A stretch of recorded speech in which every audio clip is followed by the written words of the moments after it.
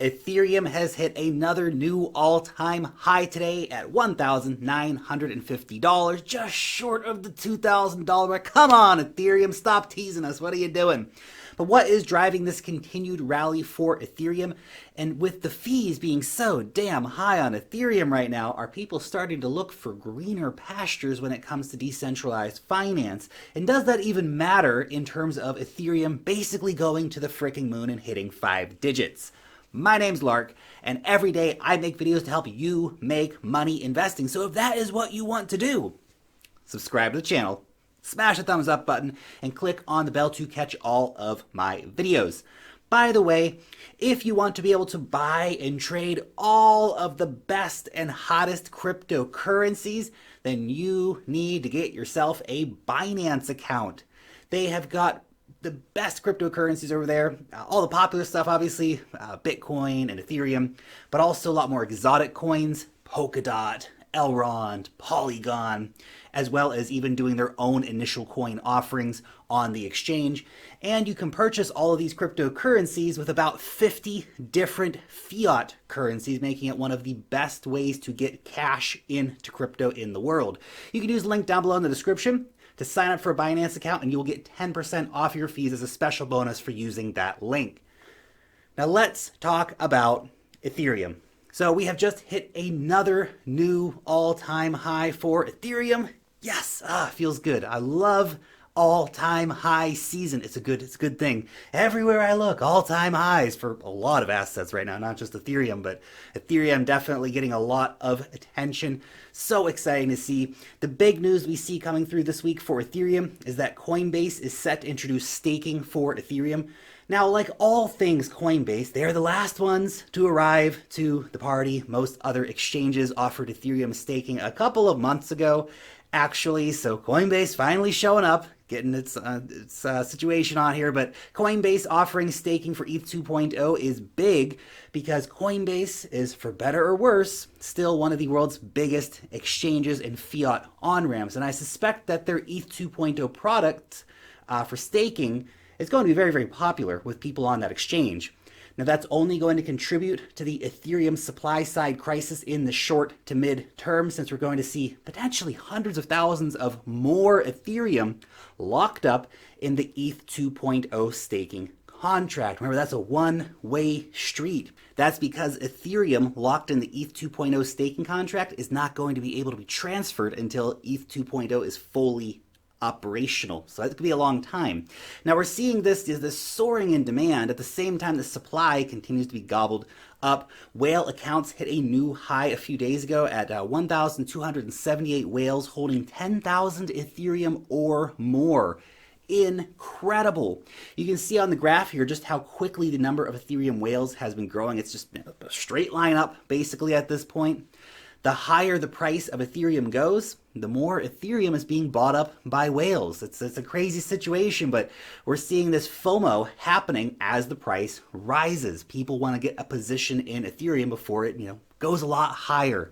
Big Money's conviction in Ethereum fully backs up my own personal conviction that Ethereum is going to hit 5 digits in 2021. Volume over at the CME has also been soaring for Ethereum, literally doubling in the last week, which says to me that there are a lot of institutional players who want to get a piece of the Ethereum action. These institutional players, they're looking for any option they can get their hands on in terms of getting access to Ethereum. The CME has been very popular. The Galaxy Digital Ethereum Fund is going to launch any day now. I think that's going to be massively popular as well.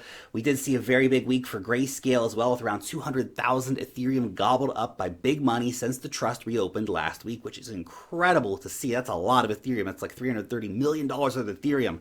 So bullish on ETH in 2021.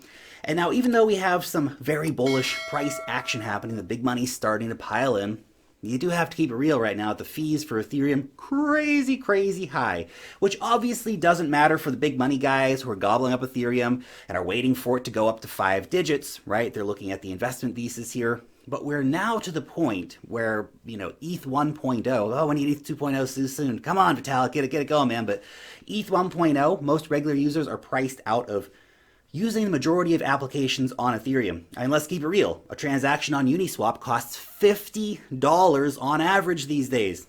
That's crazy, man. Come on. That's not cool at all. And if you want to get into a DeFi farm, you're probably going to be paying a few $100s to do that, which is loco, man. Totally loco. Ethereum at this point is becoming a chain for rich investors.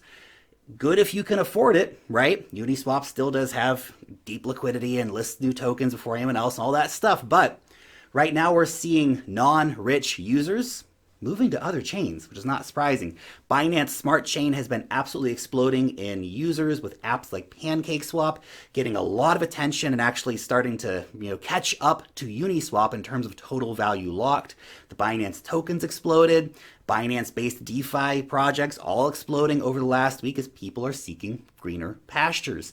And while Binance Smart Chain leaves a lot to be desired when it comes to centralization issues, the message is pretty clear from investors. People are voting with their feet here. People want to use DeFi, but they're not interested in paying $50 to do a swap for coins or a few $100s to provide liquidity. They're just not wanting to do that. And they are right to not want to pay those fees. Those fees are crazy. That's crazy stuff, man. Only rich users can afford playing on DeFi on Ethereum right now. Now you have some rich, Ethereum maximalists or whatever out there who are going to tell you, you need to just deal with the reality of Ethereum right now. You shouldn't be out there using these other chains. But you know what? Nobody cares about, those opinions, right? People are voting with their feet. That is why I shared a few good DeFi options not based on Ethereum in this week's newsletter, because I think it's really important for more people to have access to these different DeFi platforms and to have the ability to make the gains. That being said, Ethereum still has the best DeFi options. It has the most DeFi options and the deepest liquidity by miles. Now, one thing I'm definitely getting very interested in too for 2021, Layer 2 scaling solutions for Ethereum. Polygon, the artist formerly known as Matic, is the premier option when it comes to Layer 2 scaling on Ethereum. They have something like 90 different applications built on Layer 2, backed up by Ethereum's security. So this is, again, it's a Layer 2 for Ethereum, so this is directly built on top of Ethereum, and we're seeing applications integrating Matic all the time as well, which is also very interesting. For example, just today, The Graph announced that it will be working with Matic to bring their indexing solutions to Layer 2. Matic is probably going to like $1 during this bull run. I think it's massively undervalued when it's really more relevant in terms of applications and use cases and all this stuff than most of these so-called Ethereum killers with much larger market caps and almost no users and no applications right now. Anyway, your question for today, have you been using DeFi on other chains like Binance Smart Chain or Cosmos or some other chain? And if you have been doing that, what applications have you been using? Let me know down below in the comment section. Thanks so much for watching today's video and peace out till next time.